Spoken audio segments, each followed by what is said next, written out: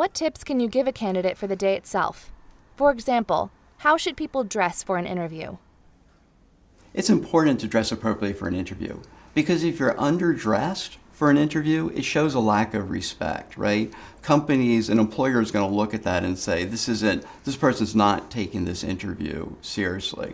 So I encourage my clients to actually overdress a little bit for an interview. Now, how can you determine the best way to dress for an interview? You might actually get on a company's LinkedIn page and look at their LinkedIn photos because that'll give you a sense of that company's style. Are they all dressed in suits and they're really formal? Are they more relaxed? Another way outside of a big city is that you can often stake out the front door, a couple days ahead of time and see how employees are actually going into that office. How are they dressed?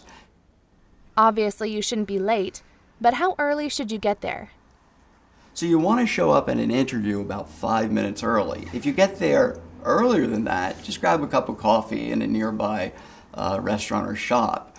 And that when you walk into the interview, you don't want to have your headphones on. You want to make sure your cell phone is turned off. You don't want to have any interruptions. Do you have any other tips before the interview starts? As soon as you walk into the building for a job interview, you've already begun the interview.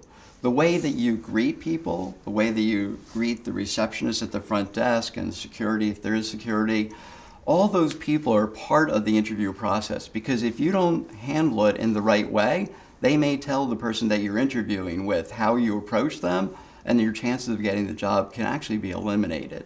So it's important that you treat everyone that you meet in the building as part of the interview process.